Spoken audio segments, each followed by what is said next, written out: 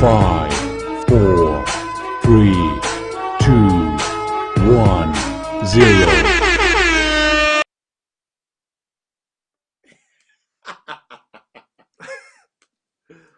Oh, that's gonna get annoying sometimes who watch.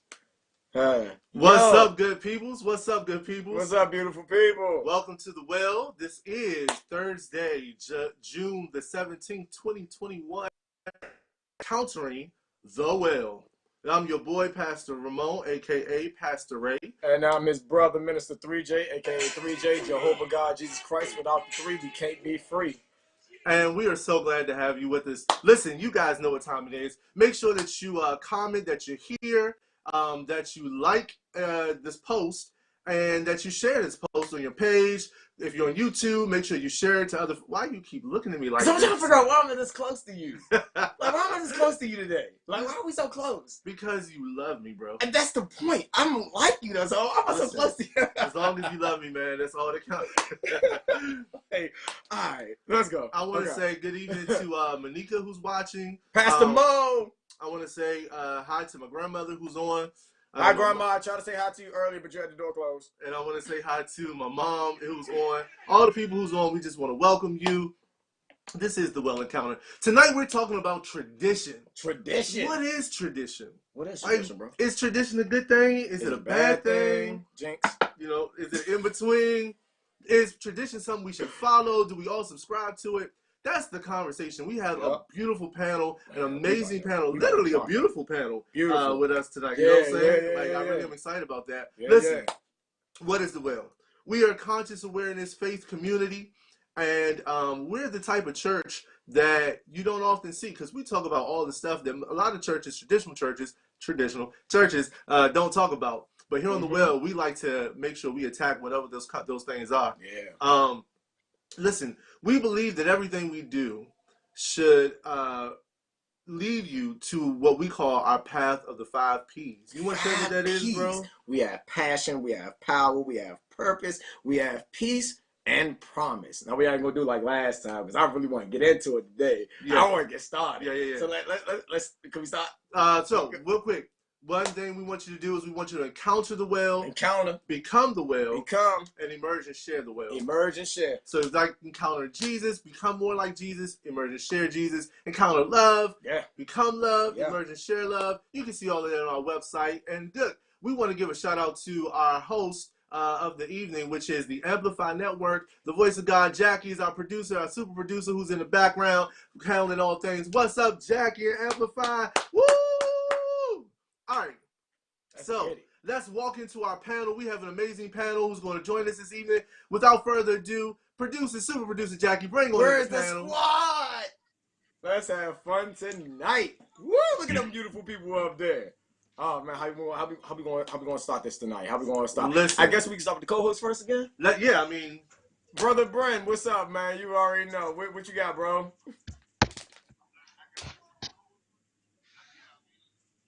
Man, we can't hear you, Brennen B. What happened, B? Can't hear you. Wait, he didn't turn something off. See? Fam, you know how many times I laugh at somebody else for starting and talking while they on Zoom and muted?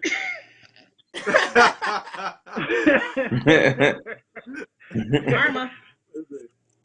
Like I said. Nah, black at it again, black at it to win. I'm just here, trying to stay unmuted. All right.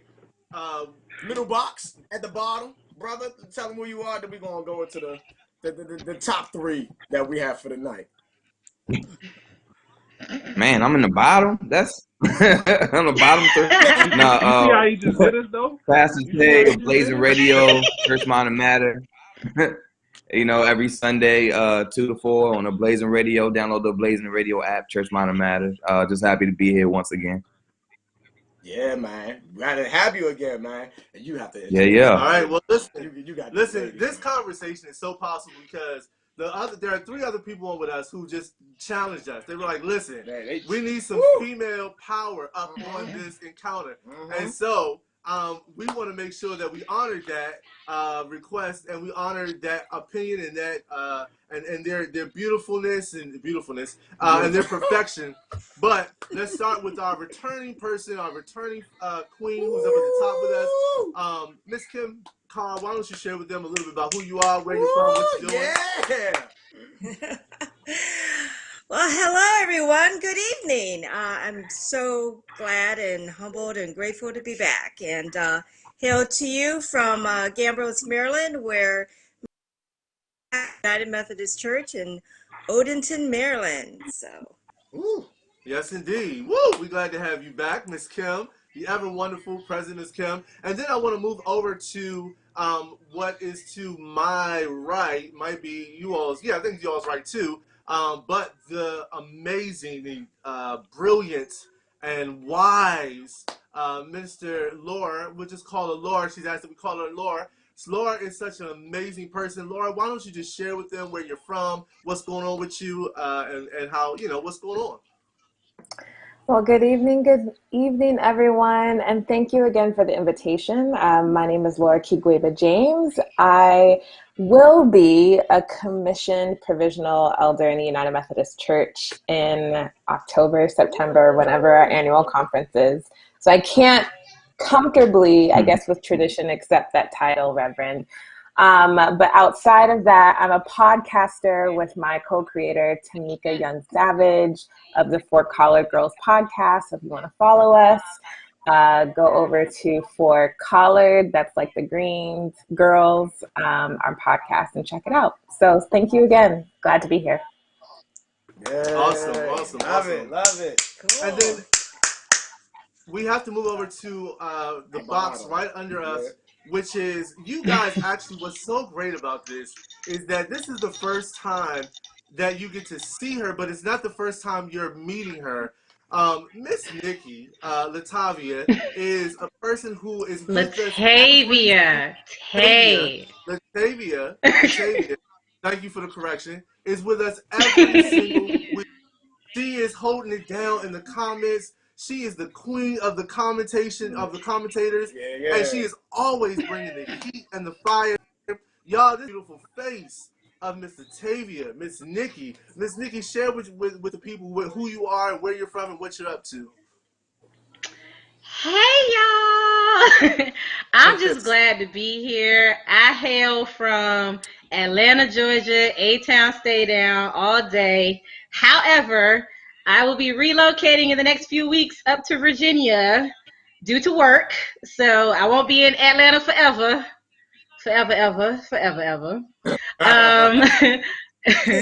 I am a mother. I've been in youth ministry. I am a dance minister. I love praise dancing, and I can't wait to get back into it once I get settled and find somewhere to do it.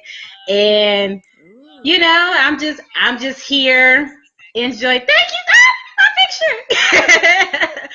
So I'm just here enjoying and ready to get it going. Let's get it. That's my baby, y'all. So Miss Kim, there's your dancer. There's the proof right there. That's the dancer right here. Hey family, sorry to interrupt. Can somebody turn down the volume? On there, if you're watching on your phone or your iPad or whatever, just make sure your volume is down. We got a little bit of a echo. Cool. So listen, again, to everybody who's watching, make sure that you like this. Make sure that you comment so we know that you're here. I saw my one of my godmothers, Adolia, is on. Kimberly Fomar is on. I saw that Helen Ellis is on. I saw that Sabrina Hill is on. She says my sister, so I know she knows one of you guys. There you go. So we welcome. Shout out to my Bree. Take a moment and just share this on your pages. Share this to your social media network. You can copy the link and you can text it to somebody. Tell them we're about to talk about tradition. The title of this evening is Traditionalist. We are not our grandparents. Man, what? And what I like to do is walk down this aisle of defining what tradition is. But I don't want to start off with that. I want to like maybe get to that somewhere towards the end. So I want to start off with the first question, which is, listen, what specific traditions do you adhere to? Like, what type of traditions are you already seeing yourself a part of? And Miss Kim, I'm gonna let you start off. What traditions do you already practice? Are we talking about in church or at home? Just in general, but whatever you want to say. Whatever you want to say. Well, you have your holiday traditions, but I think as we're connecting, there's the traditions you pass down. So you eat the same certain food at Thanksgiving, or you open up presents in a certain way during Christmas. Some do it on Christmas Eve. I do it Christmas morning. And as far as like in church, the tradition I like to do for me personally is when it's Communion Sunday, I actually like to go to the traditional service. I prefer that. So. Okay. Miss Nikki, how about you?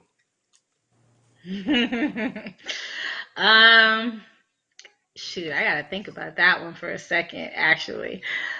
What traditions do I follow? So, I mean, if we talk about like just everyday stuff, what we've been taught, for example, I follow the tradition that a Southern girl got to know how to cook. That's one. Born and raised in the South, Atlanta by way of South Carolina, so I'm full blown country and got to know how to cook and bake from scratch, by the way. Then as far as like if we go into church traditions, I do follow the tradition of, baptism and how the, baptism services go. And as far as church traditions, I think that's about it. Whoa. But we'll get into that. We'll get into that a little bit later. Yeah. What about you, Laura? How about you? What kind of traditions do you sort of have around your household? What are you practicing? What are the things that you find yourself falling into tradition of? I was about to say, I think there's more of a story there. So, in terms of, traditions that both personally and spiritually. So, I guess, I am married. I've been married, I guess, oh my gosh, are we celebrating? Oh, hi, there's my boo, Martins, yes. And The homie. oh gosh, yes, the homie. We celebrate our, fifth wedding anniversary on July 1st, and he's Guyanese. And so, like, a new tradition that is something that I love is that, like, on Christmas or holidays, there's this dish called pepper pot or garlic pork that we always have, and I love it. My mom-in-law and my auntie-in-law cook it, and they're the best cooks in the entire world. So shout out to them. I love them dearly. And I think outside of like that personal home I think when I was growing up, I always thought that church was, I always had to go to church every Sunday. And I realized as I matured in my faith that it was less about my attendance in church and more about the intention behind why I'm there. And so there had to be this shift with me personally. And that's me as a pastor. Hello. Shout out to his kids. Okay, thank you. So yeah, I think that's a little bit for personal and spiritual for me. Yeah.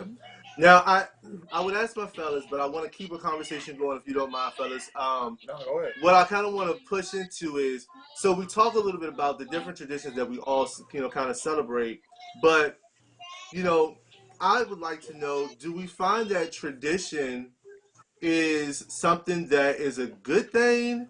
A lot of people say, like, we're not the traditional in terms of the church, we don't want to do all of the traditional things of the church, and we don't want to see ourselves just continually doing things just to do it.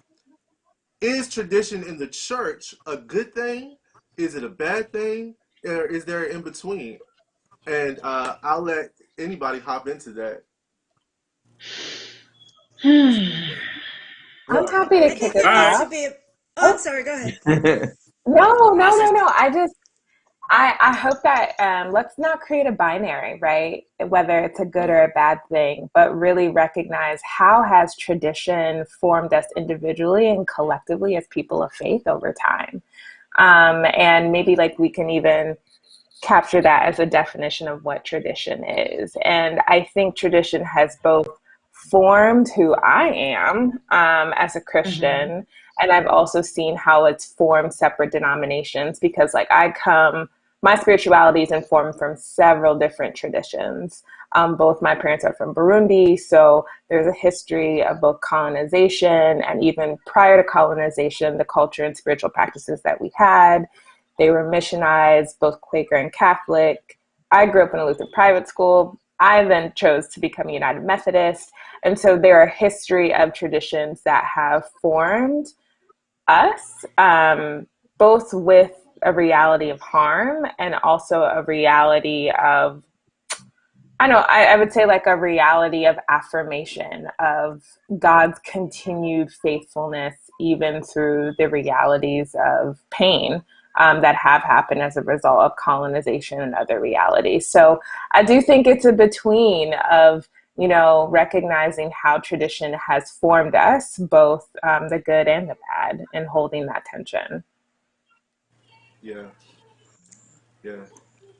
Piggybacking off that, it's like I feel like tradition for me has I think it has formed me, and in part because tearing down tradition has been part of my formation of my spiritual journey, and tearing down my perception of tradition. So it's been something that has absolutely helped me to grow and honestly build an authentic relationship between myself and God. Mm-hmm. Yeah. Tay, go ahead, man. I know I you want think to. tradition. I mean, Go it's. ahead. Oh, I'm sorry. No, he's telling you to I, go I ahead. think I think most of our churches have that. How would you say it? Not conflict, but just a passing of views of the multi generations in each church. So we recognize that we have a lot of churches with older generations, and they like to reminisce back in the day when the churches were full and the way they did things for the sacraments and the way that the sanctuary should be and gifts that were given, and I understand that that's their comfort zone. I think when we look at traditions, we have to ask ourselves, was the tradition enhancing us or is it stunting our growth? And that's where kind of some of the conflict that we have with the younger generation, young adults, young families, because they want something new, they want something fresh, and I think we are able to find a balance of both. Just as in the family, you can have the balance of certain way that you do a holiday, but make some changes to it so it's something new and something different and something that will expand everything. So I I think I think there can be a balance. We just have to be willing to just like everything else, be willing to listen to each other and be willing to compromise a little and to see other views and how it could be and how it still can be. Yeah. Pastor Tay. Definitely. Well, she took my answer. No. Tradition it's a thing, right? Like I feel like if you allow tradition, if we're talking about in the church sense, if you're allowing tradition to dictate your entire way you praise, the entire way you serve God, then you know what I mean. It's not really, to me, an authentic praise, right? So it's just like, so to give you an example, if I say, this is a word of God for the people of God, how many of y'all know what's next? Thanks be to God, right? So it's like, that's a tradition, that's just a thing, you know what I mean? Certain lingo, certain phrases, we just know, right? So in a sense, that's a good thing. But if you allow your whole service to be dictated around one tradition, are you praising God or are you praising the tradition? So, and that's my push with it. I love certain traditions, right? I mean, if it wasn't for traditions, we wouldn't have different denominations. But with that being said, you can't be so stuck in tradition that you can't allow yourself to grow and become whatever God wants that ministry, that place to be. Yeah, it's so interesting. Helen Helen Gaines says the tradition sets the order. And again, if you're just joining us, we're talking about traditionalists. We are not our grandparents. The topic of conversation tonight is tradition, and we'd like you to just like this post, comment, let us know you're here, like my sister Helen did, and then make sure you share it in your network, share it to your group, share it on your feed. Take it and text it to your friends. Hey, join in the conversation, and we love you because we interact with you. I guess my next question is bouncing off of kind of like Tehran. Do you feel that tradition sets us in a place where we become too complacent, or you know what I'm saying, we're too comfortable? Like, do you think that that happens with tradition? Ooh, I think I got a response for that one. I think when we're talking about, especially in the church, I think we do get too complacent and too comfortable with traditions. And to, Pastor Tay's point, I think it gets to a point to where, especially when you're talking about the older generation who mostly run the church, you know what I'm saying? It's kind of hard to get past the traditions that they want to stick with versus developing into something new when you're talking about bringing in the younger generation to the church. So a lot of times the conflict comes in when the older generation holds true to, well, this is how we've always done it. This is just what we do. Bring in a little bit of change, then it becomes an issue because that's not what we do here. And I think that tends to bring the issue and the problems with wanting to stay true and stay complacent with how you've always done it and what we've always done. But my question to that is, well, why? Why do you do it that way? Why do we stick to that?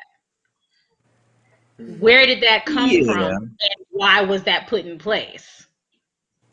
And I think we need to ask ourselves that, in the church, especially amongst the older generation, because I think that will be the start to help us learn how to what's the word I'm looking for? How to blend with each other, like come to a common ground, so to speak, so that we can develop. But when you hold true to that conflict of, well, this is just how we're going to do it because it's how we always done it, and you're just going to have to deal with it, then you're going to stay stagnant. Yeah. I just want to read this comment, and then Tehran, I know you got something to say. Joseph Gordon says the issue is tradition without purpose. People practice tradition without knowing why the tradition exists. Tradition with purpose can be a perfect balance. Exactly. Yeah. Tehran, Pastor Tay, you about to say? Yeah, everybody keeps stealing what I'm going to say. I mean, so the ladies are in the house. Like, okay. It's not so. Like, I'm not here to push back on that tonight, bro. You got to get into a different bag tonight. Right. So my thing with the traditional church, right? Like, for me, it's not a thing. Like, every church. So I'll give an example. If you're a church and the median age is 65, why are you trying to get somebody who's 25? You need to go shoot for 50. You know what I mean? You need to shoot for 45. You know what I mean? Like, traditional church or old school church isn't necessarily a bad thing. And it's like my brother said, if you're doing it for the right reasons, if you understand the traditions, if you're not just doing it and going through the motions, but you understand the traditions, right? Like, sometimes a church just loves old school hymns and they don't want to do Hillsong or you know what I mean? Like, it's just who they are. It's embedded in the people who go there. Some people just want to hear old school hymns, and that's the tradition of the church. So, like, I don't want, when we're talking about tradition as far as like old school church, you know what I mean? It's nothing wrong with it. It's just, it's nothing wrong with staying at a certain place. You don't, evolving in your ministry isn't always changing traditions. It's more of an understanding why you do it, if that makes sense. I just want to show love to my old school churches who still stay to that old school custom. Maybe it's not for everybody, but it's for somebody. So Does that make sense? I mean, absolutely. You can tell Tehran, the pastor, he still got church relationships he got to keep intact. No.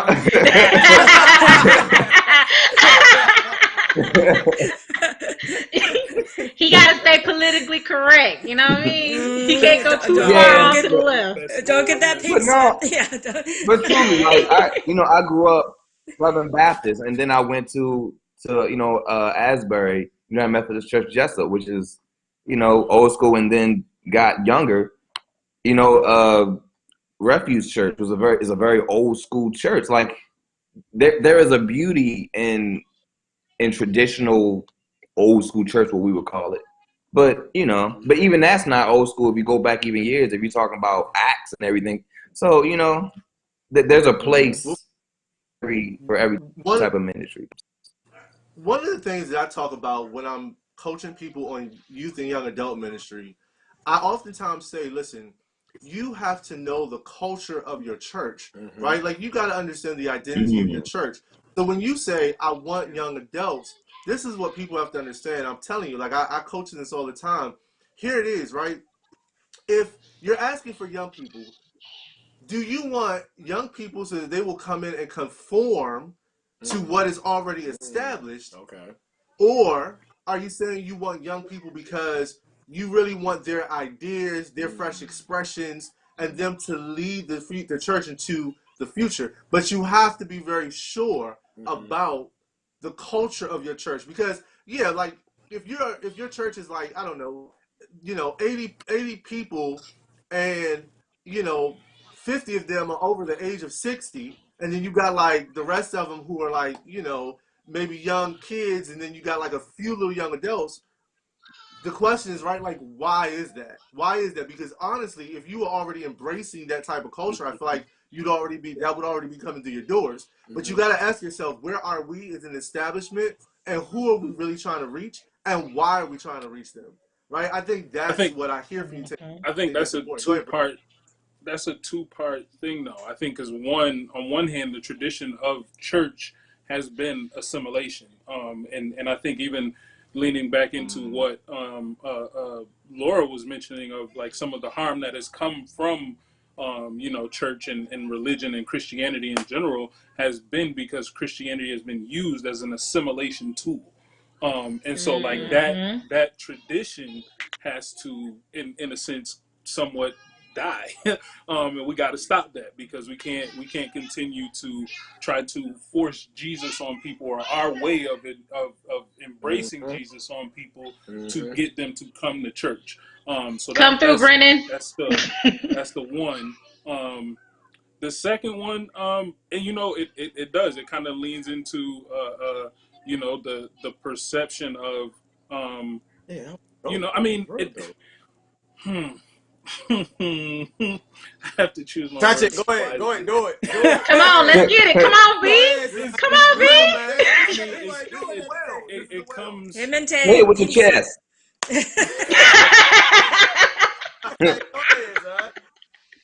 No, and I mean, I think with that, we have to understand that. I mean, not all the traditions of the church are good. Not all of them are wholesome. and not all of them were put in place with good intentions. Not all of the because this was used as an assimilation tool. It was used to put people in line, and so and to get to have people to come and be a part of the circle that we created, not necessarily at all times to create relationship with God. And so that's where I draw a lot of issue with some of the traditions is from like a original standpoint, from its origin, was it built to bring people to God or just to, have people assimilate to what I believe is right and comfortable? I'm gonna let somebody reply real quick, Miss. Can I ask a question with that? Yeah. Real quick, I just want to say this. But Butterfly Free, who's on Colada, says tradition in church sometimes is the church folks being in the inside of the building while the Holy Spirit is on the outside, wondering when they will be invited in. Church is missing the flow because of the order of service. Because the order of service must go on. Yeah, go ahead. I get what she's saying in that. Pastor Tay. Right. Use my as a question. Yeah. Miss Kim. I'm sorry. Kim first, then Pastor Tay. So let me just say this. First and foremost, it's about relationships. It's about relationships, our relationship with God, God's relationship with us, and then our relationship with each other. We see it with the cross, right? So going back to addressing like the generations in our church, once again, we need to find avenues to connect our older generation, our younger generation. And I've always said in our church, I said our objectivity for the older generation is to encourage, not discourage. So even if a young person attends a traditional service and wants to belt out the hymn, let them belt out the hymn. Because they're actually finding, even though they may think it's a little funny, they're finding joy in it and they're finding acceptance in it, and belt out the hymn with them. Same thing is bring the older generation down to a praise service and say, it doesn't have to be one or the other. We can have a combination of both, because they see me at one or the other, because they're parts of praise service, obviously, because I play in it now with the drums, and but I go to traditional service for communion. I've given this a lot of thought to, and the part of it, and going back to Nikki's comment, there's a decline in our church because we have stopped growing as a church, and we've allowed a lot of things to stunt our growth, and that's why we are dying. Now, when a lot of churches I've found, and I've stopped it at all in our church, but I found that when we invite the younger generation, and just going back to the great questions of why are you wanting them here, the last thing on that list should be because it raises the number. Because that's the thing I always hear about is numbers. So, we need to grow our church in numbers. Not in soul, not in enlightenment, not in growth. We are like, I don't want to see it on the books. And even as a youth director and a young adult director, I said to them very straightforward at the very, very beginning, I am not about numbers. So if our youth stay at number 10, but I can grow these kids to have a foundation in God that will carry them through everything that would be thrown at them, that's my job. My job is not to bring in 100 kids into this church so it can go on the books. If it's on the books, it's not of God, folks. It's not of God. It's got to be in here. So when we talk about how do we bring people into the church or even go out of the church, you look in here. You've got to be the light of God. Whether you are 5, and I've seen it in 5-year-olds and beautiful little 6-year-olds, and I've seen it in 90-year-old women. So you've got to be the light of God. When people see that light of God, then they know that's something good. They know that's something loving, something accepting, something whole, something pure, and they are going to want to be a part of it. Period. We just set ourselves up for this show. Drop the mic. Come on, Miss Kim. Come on. Wow. I have a question, but so let me ask the question. So oftentimes, Jackie Amplify, I know you have a couple of slides. I wanted to show a couple of slides. So I think in there's an old school picture of what we see as church, and so if we right, and so like this is the church with the pews, right, and we see this, and then Jackie, I think there's a picture of an old choir, like a formal choir. So we see this. Now, to some people, this is like sacredness. This is holiness, right? It's diverse, it's beautiful, but they have on their suits, they have on their dresses, and they have on all that type of stuff. You showed a picture earlier of the hip hop church, Jackie, that we have in there. To some people, right, you lose them when you get to the hip hop church right here. Like this is like, oh nah, they just cutting up. You know, they're acting a fool. And then there's a foreign. Right, that's not a God. And then we have the foreign church, right, where some people don't even have on what we look at is the traditional garments that we should have on, right? Like they might come in, you might see them praising, and they've got, you know, like they're dancing hard, they got on no shirt, you know, right? Like you see they're halfway dressed. Some people, oh, they're showing too much skin. What is this? What church is this? I want to go. I'm going to that church. I don't know where it's at. Yo, I'm going to go to that church. Yo. I don't know. They have fun at that church. What do you call that ministry? That's all I need to know.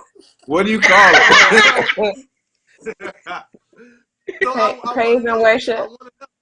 Right. Exactly.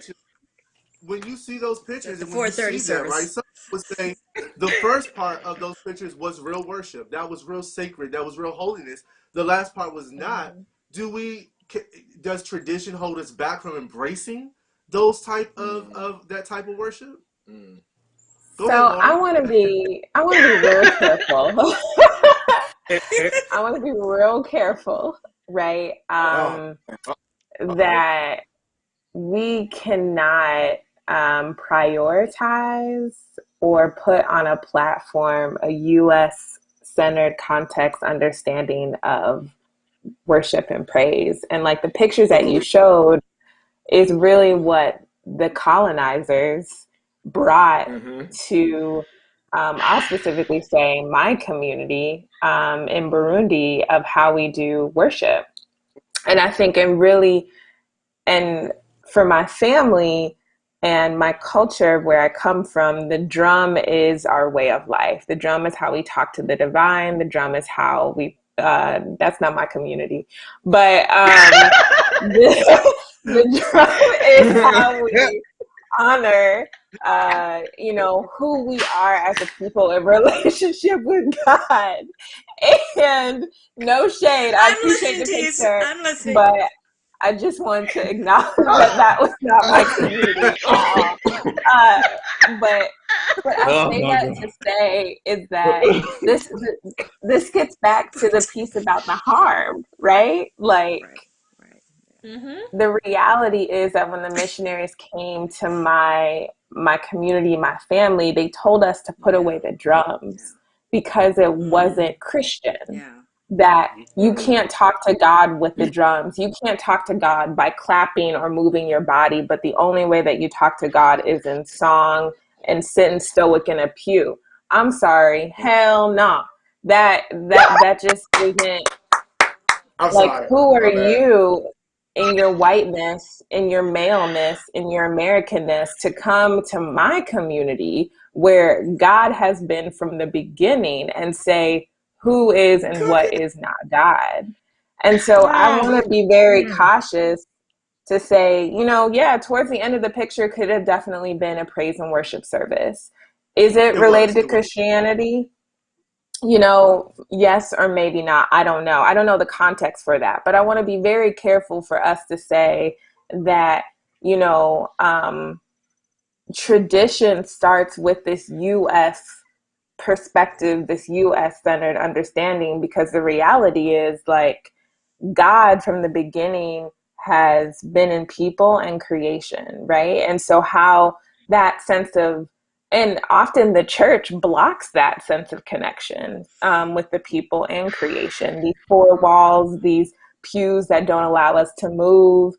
So we really need to acknowledge that and the harm that is done there, and that the church often refuses to name. Even the United Methodist denomination refuses to name the ways that we have harmed and silenced the living, breathing, active image of God.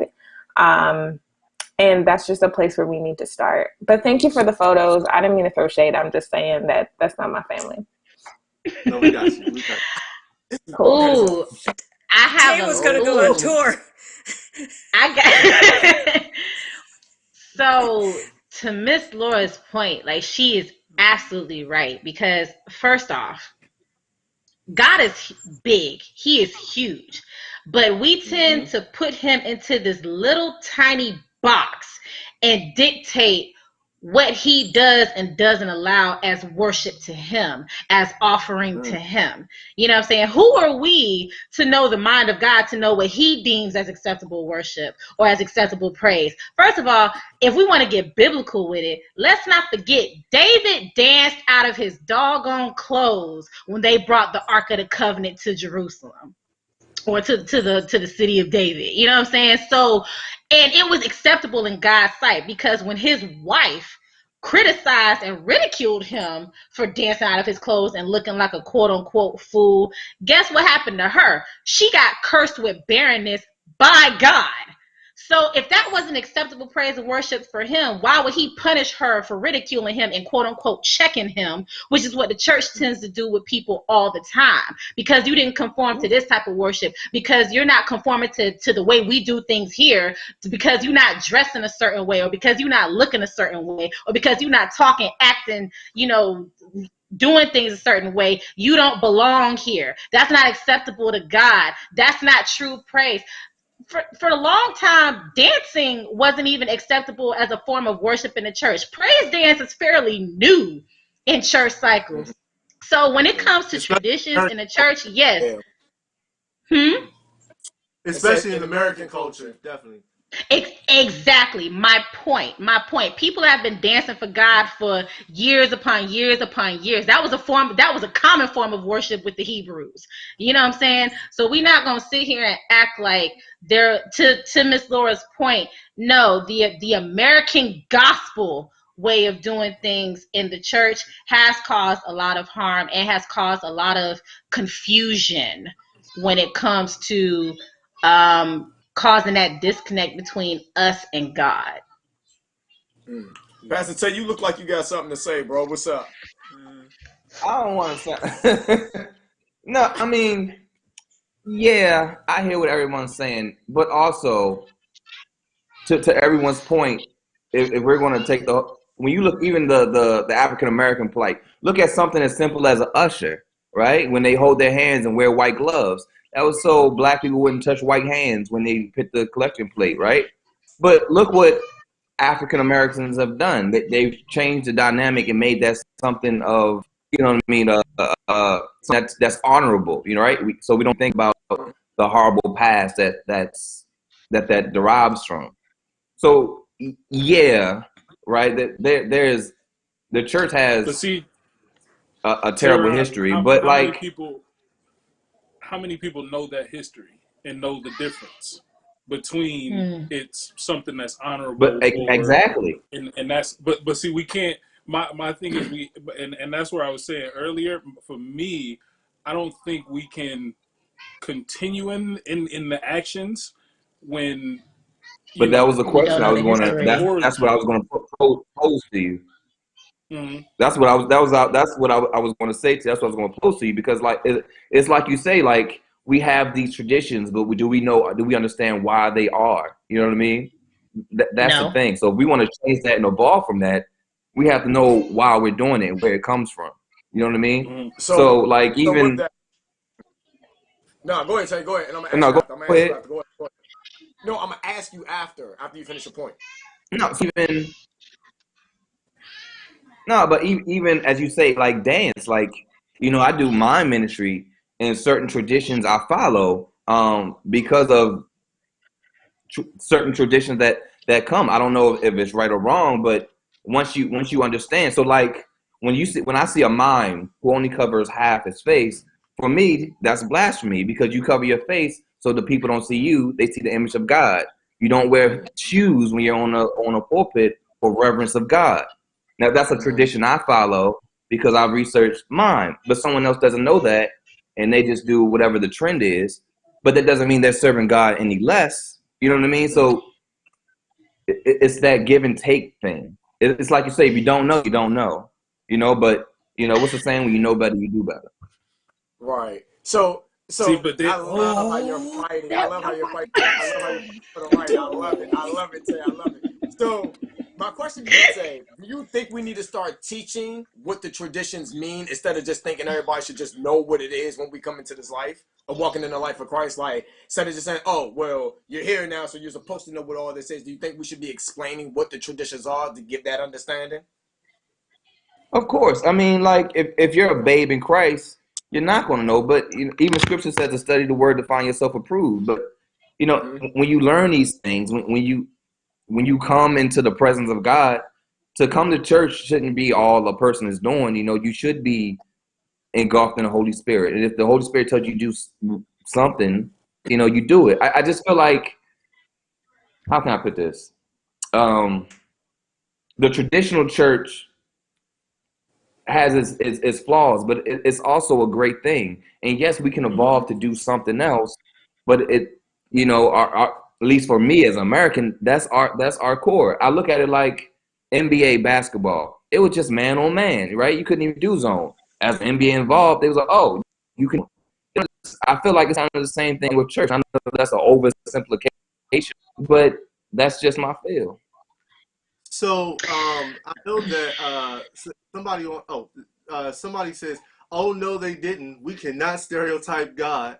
That was Adolia. Also, I just want to go back real quick and note Sabrina, who said when we showed the picture of the dancer, she says, "I want to go to that church too, dance ministry." Right? All day.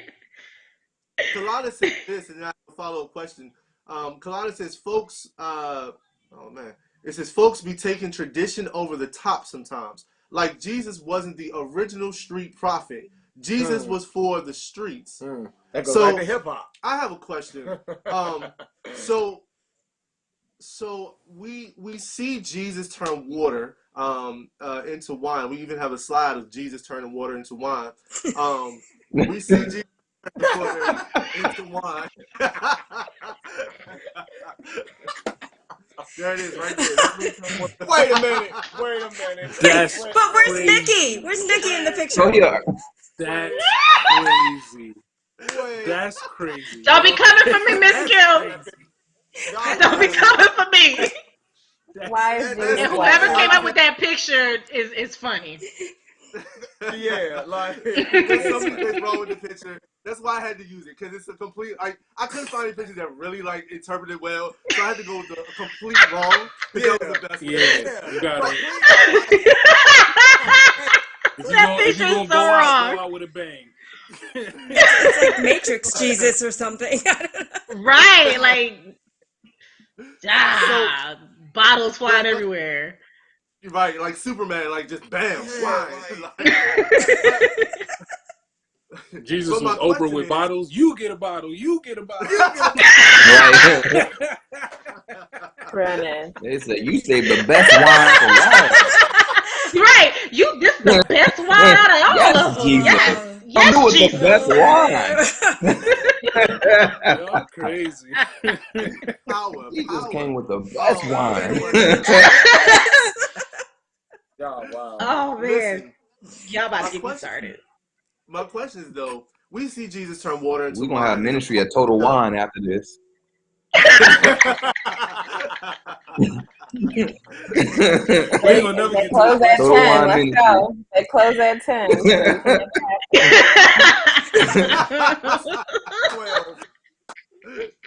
No, they close at 10 with here. I love it. I love it. I love it. We listen. We see Jesus turn water into wine, and he did this as opposed to preaching. Right when his mom comes to him, he doesn't go like, Ma, I think we've had enough wine, right? Like this is a Jesus camp up in here, right? Like we should definitely be drinking water, Mom. Instead, he actually goes with the flow and he like turns it into wine. Do you think that we're able to create that type of adaptive culture in the traditional sense of church? Do you think we're able to meet people at that place? And I'm not saying that we should just, please hear me, I'm not saying that we should just condone everything. What I'm saying is, do you believe that as a whole, is the church, especially in the building, are we, our culture of church, able to adopt ourselves to meeting people at that place of need? I think we're doing it now. Oh, we've always No. I mean, little by little. No, Not at all. nope. I gotta disagree with you, Pastor Tay. I'm with Miss Laura on this one. Not as well as we could. Not as well as we could. That's a different answer for what. And what do you mean? Yeah, like. I mean, Okay. Go ahead, Miss Laura. I'll let you go first. Go ahead. Oh, I got you, Tay. I got you, Tay. I'm gonna try, Tay. I got So- you. Y'all seen the hand come out, right? Y'all seen the hand. Y'all seen the grab. She's grabbing hair now. It's about to get Net, real. you saw the net?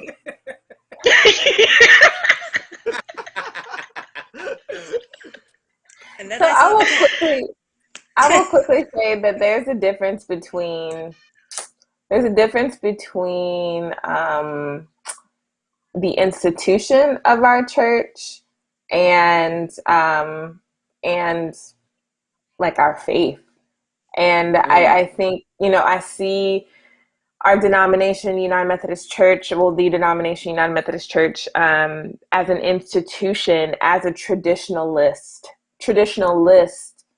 in definition, meaning resistant to change, right? And when you are resistant to change, you truly become irrelevant.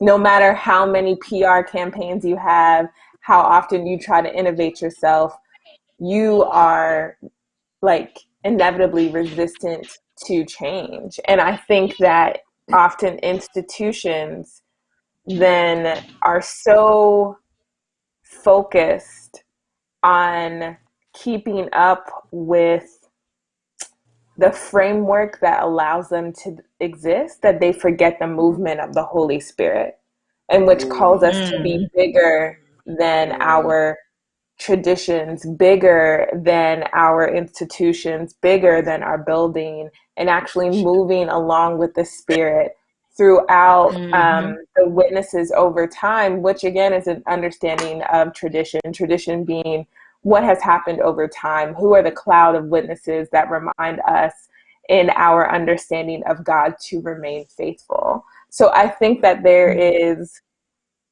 this difference between, within the institutions, within the church, whether we choose to be traditionalists or acknowledge the witness of our traditions.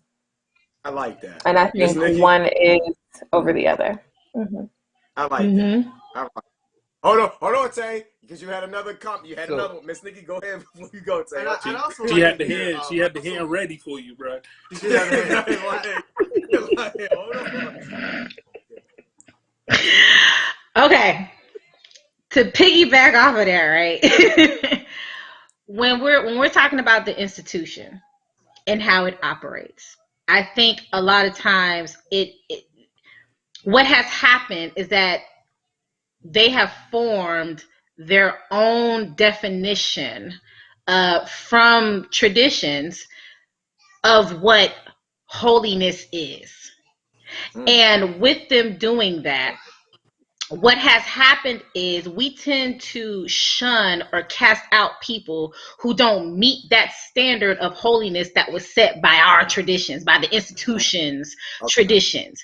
You know what I'm saying? Like the institution established that, we dress up for church every Sunday. Women wear skirts and dresses and nice shoes. Men wear slacks and suits and jackets. Somebody who walks in there in a pair of jeans and some J's. Hold up, we don't do that here. That's not how you come. That's not how you come to God. You know what I'm saying? So I think I think that we have to be careful when you're talking about we are doing enough or we are adapting to change, because there is a lot still in the atmosphere that we are not. And to Ms. Laura's point, a lot of institutions are still very much traditionalist, where they are resisting change. Now, has it gotten better? Absolutely. It definitely has. However, there is a lot more that can, needs, and should be done in order to really put forth the witness of God through Christ, and not hold so fast to what we deem or what the institution deems as right or, appropriate.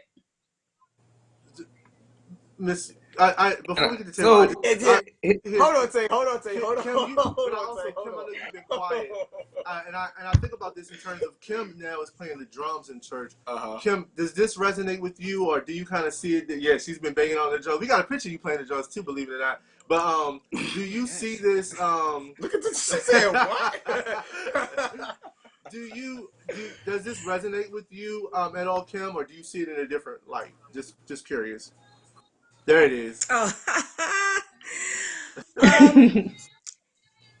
it's funny because I see Tay and I see his reaction, and part of me wonders if he, because I know he talked about it at one point when he was at the church in Laurel, and First Church. correct. Oh, First Church. Sorry, and correct me if I'm wrong, but First Church in Laurel was more traditional, more older church, and once again, it's once again you're right. I mean, there's always work to be done. There's always improvements, and I think we can, once again, I think we can find ways to approach this with still holding everyone together. I think if we look at what our churches have been doing, and once again, the older generation, and not telling them, hey, we're going to throw it away, we're going to throw your memories away, we're going to throw this away, everything that you've hung on to for literally decades, because people have been there for decades, but that we build on it. And by building on it, that if you lay this foundation, doesn't mean we're going to disregard it, we're just going to build on it.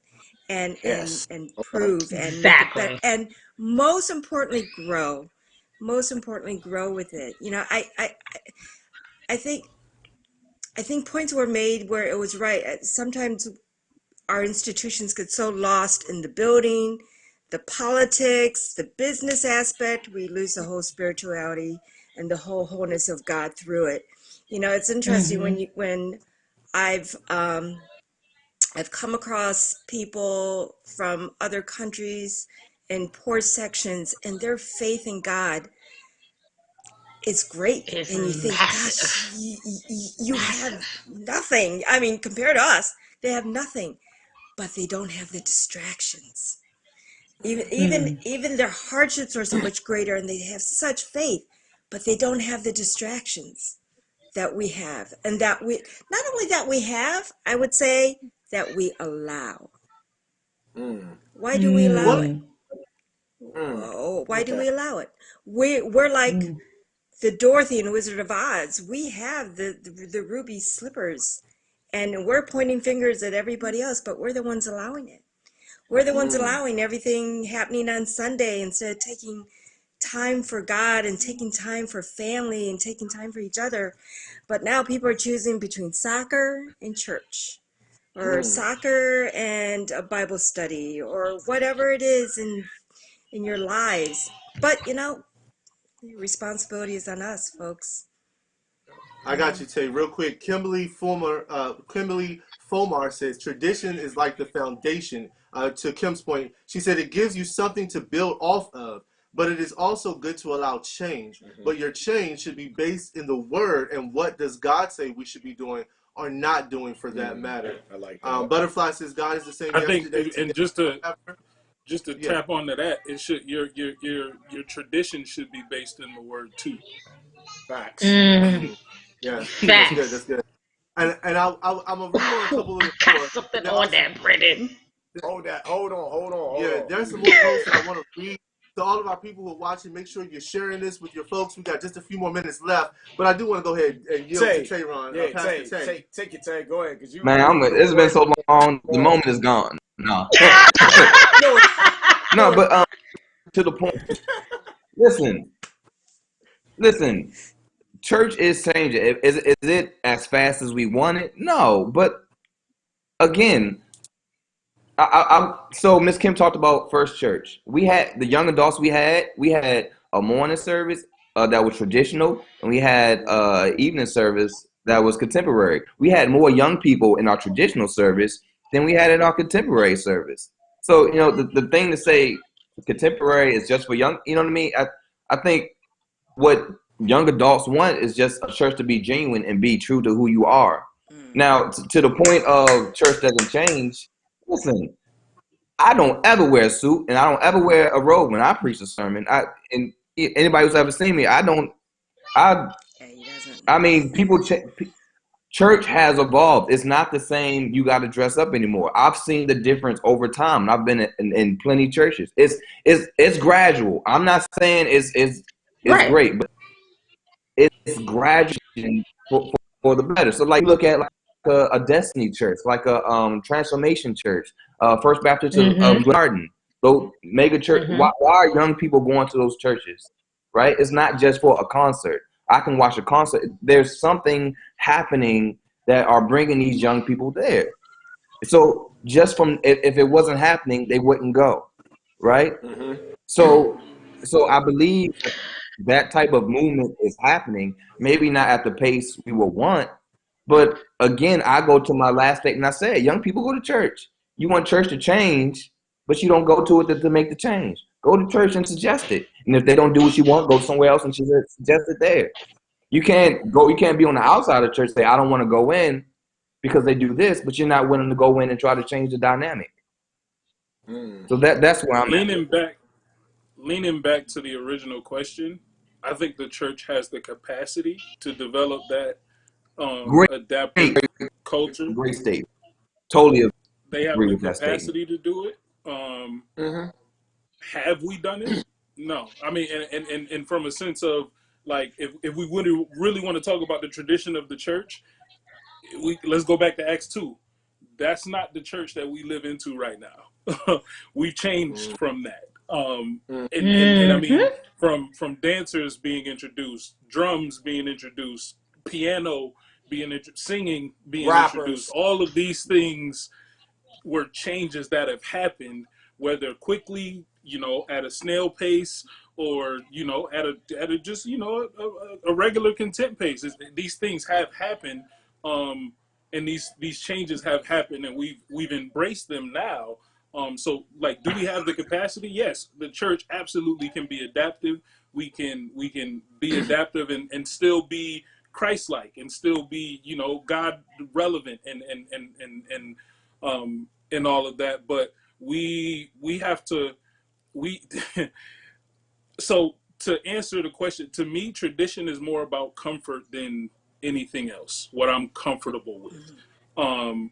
And I think when that comfort becomes more important than relationship, and context and relevance, then that is when tradition is bad. When that tradition, when it becomes stagnant and you stop growing, right. And I think that's the key to me, is when we can put down some of our comfort to understand that church isn't about me feeling comfortable. It's more about me growing, and growing isn't necessarily a comfortable process. So I think once we do that, we can absolutely have that adaptive culture in church, to be able to adjust to changing contexts, to be able to adjust our messaging of the same word to our context. Also, to that point, Brennan, not only do we have to release the idea of being comfortable, but we also have to release this idea of control. And I think that also leads to a lot of the institution's problems, or when we talk about tradition, because there's an element and a factor of control there, where it's like you have to abide by these rules of this house because that's what we have set. And when you get to those types of things, it's no longer about God. It's no longer about, worshiping in spirit and in truth. It's no longer about teaching truth. It's about you conform to my way of doing things because this is my house, not God's house, but my house. And these are the rules that I have set in place for this house. And an example I'm going to use for that, and then on top of that too, if it causes discomfort, it's usually shunned. And the example that I'm going to use for that is a while back, there was a pastor in Chicago who turned away I can't remember if he was a transgender young man or if he was just, he struggled with cross-dressing or something like that. However, he didn't change fast enough to the house rules when it came to how a man presents himself in church service. He didn't dress like a man. He would come dressed as a woman. And instead of understanding that this young man is struggling with something and he needs help, and he's coming to church seeking help, seeking guidance, seeking encouragement, seeking that love and acceptance that only God can give him, which is what the church says that we offer. Instead, he got turned away back out to the streets, back out to the world, because he didn't adhere to the church's rules on how a man should come dressed to church. Oh yeah, we took him to the side, we had discussions with him, and he was doing good for a while, but then he reverted back. And in front of everybody, he gets called out and says, until you dress like a man, you cannot come in here anymore. That's disgusting. I think the responsibility of leaders that oftentimes leaders don't follow or think about is sometimes I think we move too quickly to the judgment and we do less of praying about something. Because even as leaders, we're supposed to be praying daily, right? And so you cannot, I think sometimes we are so quick to, well, no, that's just not right. As opposed to, you know what, let's pray about this. Right. God, what are you saying about this? And let's admit, I think one of the things we don't do well is we don't admit that we don't have all the answers. I think somebody said earlier, right? Somebody said earlier, I think it might have been Pastor Tay when he said that, or someone has said we don't know the mind of God. It might have been you, Miss Nikki. That was me. Right. I think. Listen, she take her point. She said she on here. She gonna get her credit today. I like that energy. Keep my point. But you're right. That goes back to the power, and that goes that even though you're a leader, doesn't mean you get in the way of God. Exactly.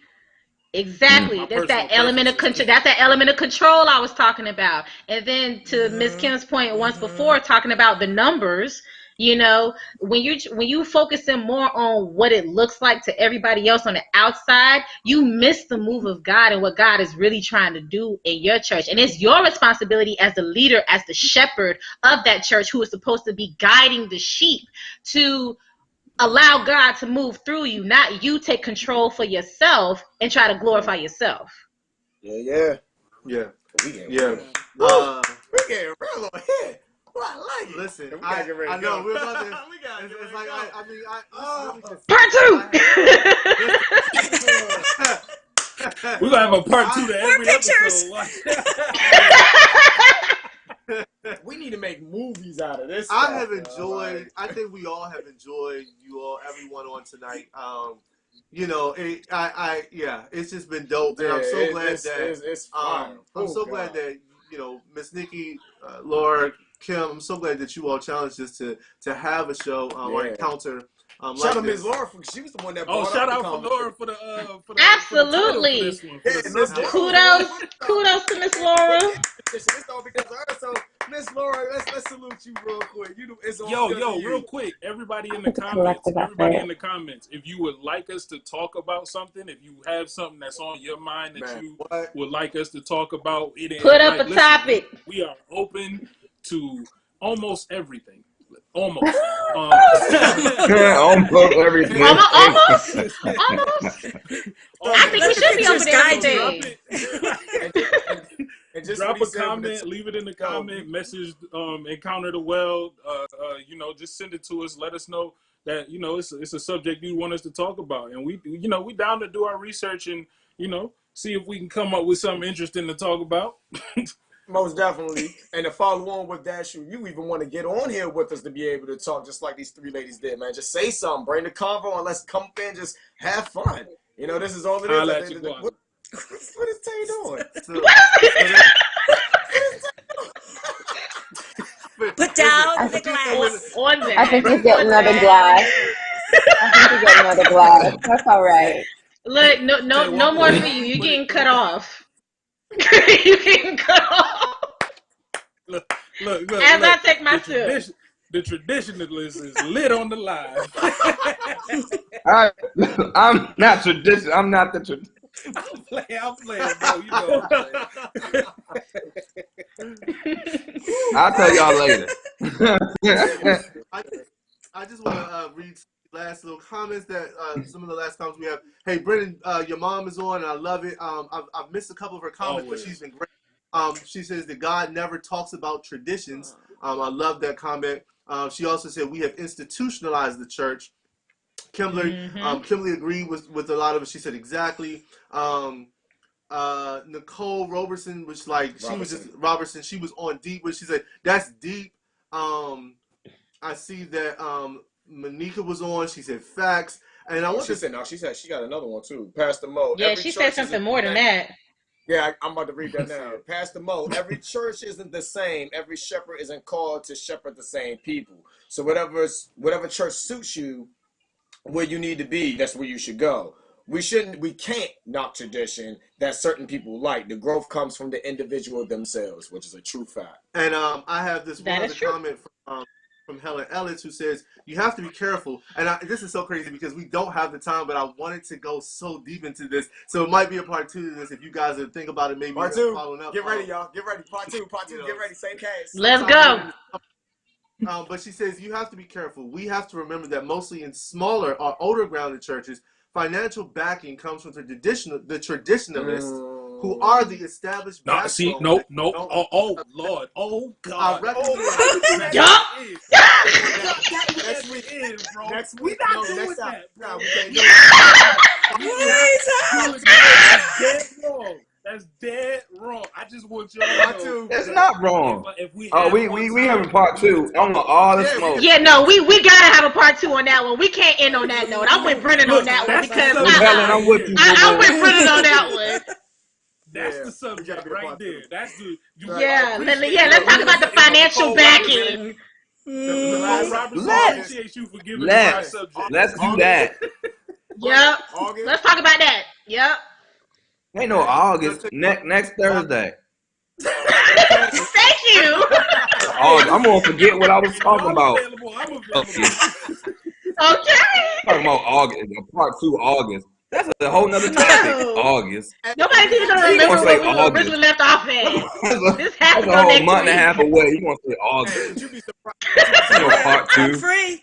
Let's do it. Let's do it. We'll reach out to you all and see if we can schedule July. We do have our the well is organized, y'all. We got our stuff in July.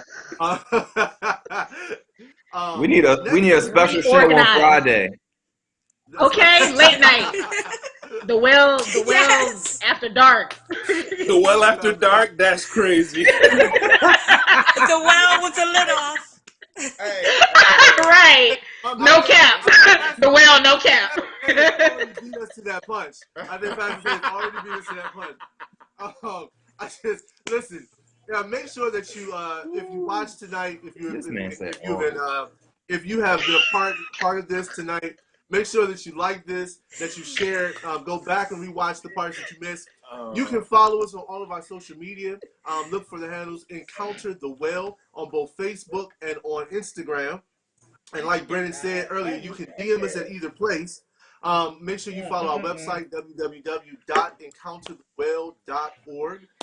You can also find out more about how to stay in connection and what we're really stand for and what we're doing here. So we have to do this now. We have to do a part 2. Mom said so. Got you. Oh, okay. Yeah. My mother said she's ready for part 2 too. We have to do it. Yes, thanks, Mom. There you go. Yeah, Mom. There you go. Mom came through in the clutch. Okay. Mom said. Gotta do it now. They ain't got a choice. Yep, you gotta do it. And listen, Brennan's mom said, I need a mic for real. Hey, come on the next one. Come on, Mama B. Mom is ready for it. You know what I'm saying? Listen, I gotta get through this, y'all. So if you wanna, We gotta end it. The show has to end. Stop. right, if you want to invest and partner with us, we want you to pray first about it. But if God puts it in your heart to sow a seed and invest into this ministry, we can really use that partnership. You can do that by texting to give. You can just use your phone, your smartphone, and text any dollar amount to the numbers 84321, just like it is in the picture. Put your amount at the bottom and then text it to that number. We receive any donation. 50 cents, $500, $5,000, whatever God puts in your heart, invest it, and we will receive that in love and do it, and we will grow our ministry to do more things like this.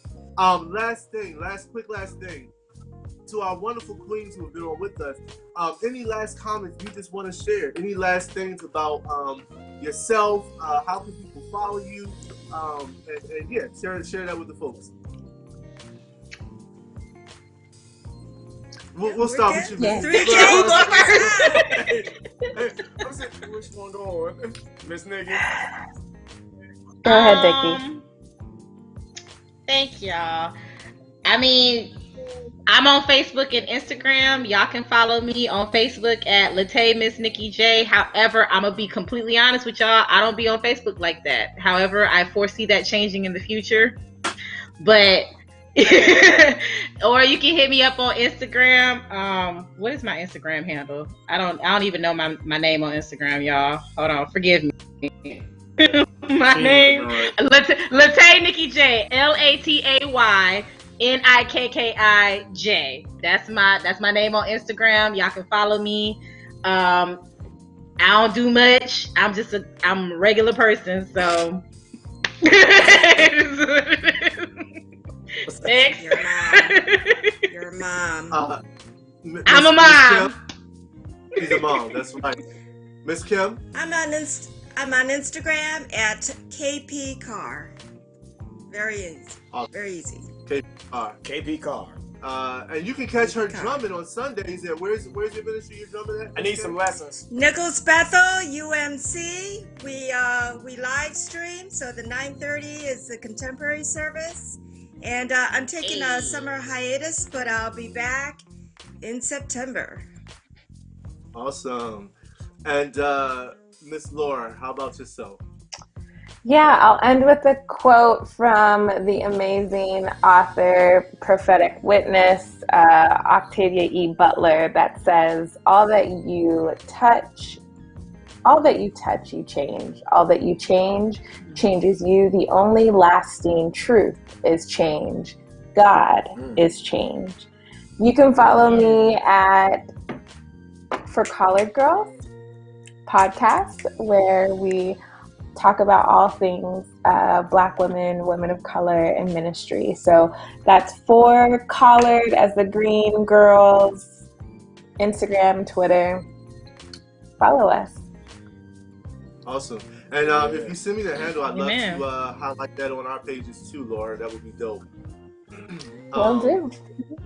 Yeah, all about building the team and the relationships, as you all said earlier. You all know you can catch Pastor Tay on the Blazing Radios on Sundays from 2 to 4. So make sure you check him out. He's been doing his thing. Brennen B, New Methodist. If you want to check out his page, you can New Methodist. I'm sorry, Black Methodist. Not New Methodist. That's a different thing. No. Corrected. That's not his family.